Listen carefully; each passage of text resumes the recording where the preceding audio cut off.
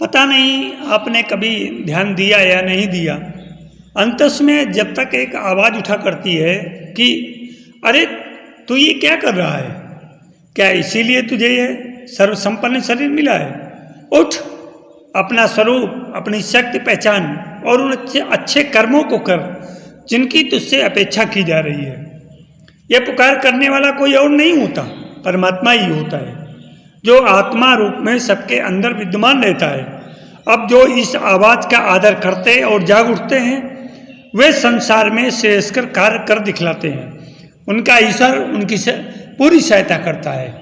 ये आवाज़ उस समय ही अधिकतर उठा करती है जब मनुष्य तो स्वार्थ एवं संकीर्णता की परसीमा पार करने लगता है, अथवा वह काम करता है जो उसे नहीं करना चाहिए। अपनी क्षमताओं की तुलना में छोटा काम करते हुए जब कोई शक्तियों का अपमान करता है, तब भी यह आंतरिक आवाज़ ठोका करती है। इसका एकमात्र आशय यही होता है कि ऐ मेरे अंश मनुष्य, तू ऐसा काम न कर जिससे कि तुझे लज्जा अथवा आत्मग्लानि हो, और न ही वे छोटे मोटे काम कर, क्योंकि तू अधिक ऊंचे काम करने के लिए नियुक्त किया गया है। ये निम्न अथवा हेय कार्य तेरी क्षमता के अनुरूप नहीं है। जो आस्तिक एवं आत्मविश्वासी इस परमात्मा की पुकार को सुनकर प्रेरित होते हैं, अपनी निहित शक्तियों का आह्वान करते और कटिबद्ध होकर दृढ़तापूर्वक कर्तव्यों में तत्पर हो जाते हैं, वे निश्चय ही अपनी वर्तमान स्थिति से बहुत आगे बढ़कर चांद सितारों की तरह चमक उठते हैं। फिर उनका अभियान चाहे आर्थिक हो अथवा आध्यात्मिक, इस परमात्मा की पुकार का तकाजा है कि जो जहाँ पर है वहाँ पर न रहे, उससे आगे बढ़े और निरंतर आगे बढ़ता ही जाए। मानवीय विकास एवं उन्नति की न तो कोई सीमा है और न ही विराम। संसार के जितने भी महापुरुष आज जनसाधारण के प्रेरणा केंद्र एवं स्तंभ बने हुए हैं, उन्होंने इस आंतरिक पुकार की कभी उपेक्षा नहीं की। उन्होंने आवाज़ सुनी, जागे और तत्काल आयोजन में लग गए, आगे की ओर चल पड़े। ऐसे जागृतिवान महान पुरुषों में से अमेरिका के भूतपूर्व प्रेसिडेंट जॉर्ज वाशिंगटन भी थे। जॉर्ज वाशिंगटन अमेरिका के एक साधारण किसान के पुत्र थे। उनके पिता बहुत ही साधारण स्थिति के व्यक्ति थे। बेटे को हल, फाल, जमीन और कुदाल आदि देने के अतिरिक्त उच्च शिक्षा जैसी कोई चीज दे सकने की वो कभी कल्पना भी नहीं कर सकते थे। निदान वयस्क होने पर उन्होंने जॉर्ज वाशिंगटन को यही सारी चीजें सौंप दी। वाशिंगटन भी तो प्रारंभ से लेकर अब तक उसी वातावरण में पला था। उसकी कल्पना भी उन चीजों, उन कार्यों और उस वातावरण से आगे कैसे जा सकती थी। खुशी खुशी उसने हल लिया और पिता की तरह सामान्य रूप से खेती बाड़ी करने लगा। वाशिंगटन किसान बन गया, किंतु उसकी आत्मा उस कार्य में तादाद में एक रूपता अनुभव नहीं कर रही थी। इसलिए नहीं कि खेती कोई निकृष्ट कार्य था, बल्कि इस अभ्यास के कारण कि वह उससे भी ऊंचा कोई काम करे जिससे राष्ट्र, समाज अथवा संसार का अधिक हित संपादित हो सके। उसका अभ्यास प्रकाश बना और वह प्रकाश एक दिन जब वह हल चला रहा था, आवाज बनकर उसके अंतराल में गूंज उठा, वाशिंगटन तू क्या कर रहा है? यह खेती का काम तो कोई दूसरा भी कर लेगा। तू जिस उद्देश्य के लिए आया है उसे याद कर। देख, देश की वेदी तुझे अपने उद्धार के लिए आह्वान कर रही है। हल रुक गया और वाशिंगटन अपने उद्देश्य पथ पर अग्रसर हो उठा। महापुरुषत्व और मानवीय महिमा इसी संदेह रहित आत्मविश्वास, आस्था, आकस्मिकता एवं साहस के सुंदर शिवालय में निवास करती है। वाशिंगटन ने आवाज सुनी, जागा और अपने से कह उठा, अवश्य मैं बड़ा काम करने के लिए संसार में आया हूँ, मैं उसे करूँगा। और ये बड़ा काम है, देश को विदेशियों की दास्ता से मुक्त कराना है। संसार का कोई भी अवरोध, जीवन की कोई भी कठिनाई, पथ का कोई संकट और साधनों का कोई भी अभाव मुझे मेरे अभीष्ट लक्ष्य से विचलित नहीं कर सकता। उसका संकल्प बलिदान बनकर उसके रोम रोम में तद्रूप हो गया। प्रयत्न, अध्ययन एवं विचार से प्रारंभ हुआ और तब तक चलता रहा जब तक पूर्ण एवं परिपक्व होकर क्रियात्मक प्रेरणा में परिणत नहीं हो गया। अपने इस विकास एवं निर्माण में वाशिंगटन को कितने प्रकार की कठिनाइयों से जूझना पड़ा होगा, इसको बतलाया नहीं जा सकता। केवल इस बात से एक धुंधला सा आभास ही पाया जा सकता है कि एक दीनहीन किसान के अनपढ़ पुत्र की स्थिति से राष्ट्रोद्धार की महानता के दुरूह पथ को पार करना और अपने अध्यवसाय के बल पर संस्कारों एवं कुरीतियों को जीतकर जीवन में ही पुनर्जीवन पा लेने से कम कठिन, साथ ही कम श्रेयस्कर नहीं है। किंतु जिन्हें कुछ करना ही है उनके लिए कष्ट, संकट, श्रम, शांति अथवा विश्राम का क्या अर्थ?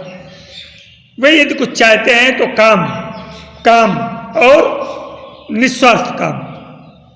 वाशिंगटन ने समागत प्रतिकूलताओं का भी सार्थ स्वागत किया और एक दिन आया जब उन्होंने राष्ट्र के दास्ता पास काट फेंके और राष्ट्र ने उनकी सेवाओं के मूल्यांकन के रूप में उसके पास जो राष्ट्रपति का सर्वोच्च सम्मान था वह दिया। और आज भी सैकड़ों साल बीत जाने पर उसके नाम, उसकी प्रतिमाओं और उसके स्मारकों को वही सम्मान दिया जाता है।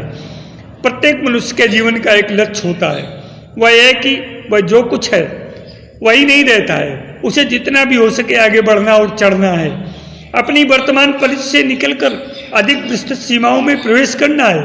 एक कक्षा के बाद दूसरी कक्षा ही पाना है, एक स्तर से उठकर दूसरा स्तर पकड़ना ही है और अंत में उसे ये लाभ करना ही है कि उसने जीवन को कीड़े मकोड़ों की तरह एक गड्ढे में पड़े पड़े नष्ट नहीं किया है, उसने उन्नति एवं विकास किया है, आगे बढ़कर चेतन होने का प्रमाण दिया है और अपने इस विश्वास को प्रकट कर दिया है कि यह सुर दुर्लभ मानव जीवन तृष्णा एवं वासनाओं की वेदी पर बध करने के लिए नहीं बल्कि किसी सदुद्देश्य से उच्च आदर्श की पवित्र वेदिका पर फूल की तरह उत्सर्ग कर देने के लिए है, जिसे अपनी निकृष्ट नैतिक स्थिति जीवन का निम्न स्तर कांटे की तरह नहीं चुभता, जिसकी हीनावस्था उसे तिरस्कृत नहीं करती, जिसे इस लांछन एवं अपमान को यूं ही सहन कर लेना पड़ता है, उसे यदि मृत मान लिया जाए तो कोई दोष नहीं।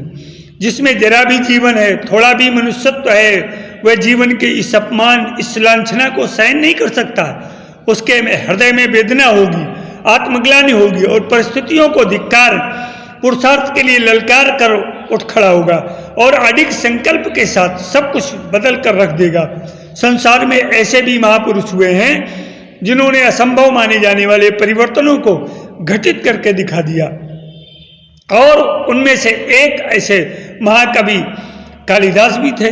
लोग प्रसिद्ध है कि कालिदास एक वज्र मूर्ख लकड़हारे थे, इतने मूर्ख कि जिस डाल पर बैठते थे उसी को काटते हुए कई बार पक्षियों द्वारा उतारे गए।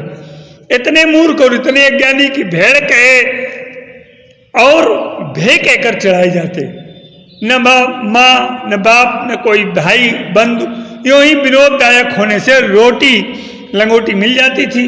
अब ऐसे प्रचंड मूर्ख के विषय में क्या कभी ये कल्पना की जा सकती थी कि एक दिन वह प्रकांड पंडित बनकर संसार का कवि शिरोमणि बनेगा? किंतु कालिदास ने संसार में न केवल इस कल्पना को ही जन्म दिया वरन उसे अतिरूप में चरितार्थ करके दिखला दिया। लगन और पुरुषार्थ की यही महिमा है। तत्कालीन विदुषी राजकुमारी विद्योत्तमा से शास्त्रार्थ एवं पांडित्य में पराजित होकर चिड़े हुए पंडित लोग दैव योग से विद्योत्तमा का विवाह छल से कालिदास से करा देने में सफल हो गए। कालिदास और विद्योत्तमा का परिचय हुआ और प्रथम क्षण में ही उस विदुषी ने मूर्ख राज कालिदास को पहचान लिया। उसने हाय करके कपाल पर हाथ मारा और रोते हुए यह कहकर कालिदास को अपने कक्ष से बाहर ढकेल दिया कि अपने से महान पद की आकांक्षा रखने वाली मैं तुम महामूर्ख को पद स्वीकार कर विद्या को अपमानित और अविद्या को आदृत नहीं कर सकती। चला जाए यहाँ से, मेरे साथ छल किया गया है। कालिदास को धक्का मिला और उसकी आत्मा में एक झटका लगा। आत्मविभोर कालिदास चौंक कर सहसा जाग उठे। उनकी आत्मा में अचेत पड़े मनुष्य की मूर्छा टूट गई। उनका अपमान हुआ, उसकी पीड़ा तो उनके प्राणों तक में ही कसक ही उठी। किंतु उससे भी अधिक वेदना विद्योत्तमा के उन आंसुओं को देखकर हुई जिनके पीछे एक उज्जवल एवं उच्च दाम्पत्य जीवन की आकांक्षा तड़प रही थी। ग्रहण हो चुका था।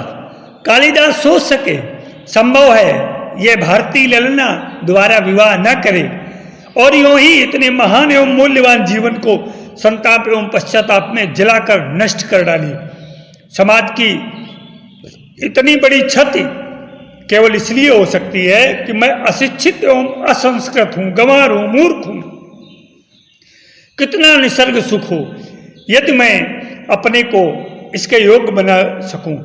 विचार आते ही अंतराल से आवाज आई, क्यों नहीं पुरुषार्थ एवं संकल्प बल से, क्या नहीं हो सकता। कालिदास चले गए और विद्योत्तमा आंखों में आंसू लिए बैठी रही। और फिर 4, 6, 10, 12 अनेक वर्षों तक कालिदास का संबंध संसार की हर बात से टूटकर अध्ययन से जुड़ गया। दिन और रात, संध्या और प्रातः कब आए और कब गए कुछ पता ही नहीं चला। इन दशाब्दियों तक यदि कालिदास को कुछ ज्ञात था तो केवल अपनी एकाग्रता और अध्ययन। कालिदास ने अध्यवसाय को तपस्या की सीमा में पहुंचाकर जो कुछ पाया वह लेकर चल दिए। विद्योत्तमा अपने कक्ष में वही वेदना लिए बैठी थी कि सहसा उसने दरवाजे पर थाप के साथ शुद्ध एवं परिमार्जित संस्कृत में सुना, प्रीतमे द्वार कपाटम देहि। वह उठी, द्वार खोला, देखा कौन, मैं महामूर्ख कालिदास। कालिदास मुस्कुरा उठे। विद्योत्तमा हर्ष विह्वल हो उठी। अब वह मूर्ख कालिदास की पत्नी नहीं, महाकवि कालिदास की प्रेरणादायिनी थी। दोनों के उस पुनर्मिलन ने कालिदास की साधना और विद्योत्तमा की वेदना सफल एवं सार्थक बना दी। यह है संकल्प पूर्ण पुरुषार्थ एवं लगन का चमत्कार।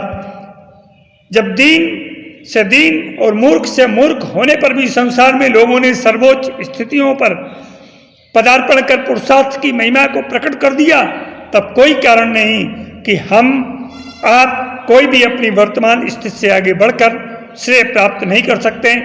आवश्यकता है आत्मा की पुकार सुनने और उसकी शक्ति पहचानने की। तो मेरे अध्यात्म प्रेमी जिज्ञासु मित्रों, आज आपने प्रेरणात्मक प्रसंगों में उक्त बात सुनी। आपके लिए प्रेरणा का स्रोत बन सकती है। स्वयं तो प्रेरणा लें और इस वीडियो संदेश को दूसरों को भी शेयर करके उनके भी जीवन को लाभान्वित करें, उज्जवल और भविष्य सुखमय बनाएं। सफल जीवन की यात्रा के संग में राजा नाचार का सप्रेम अभिवादन।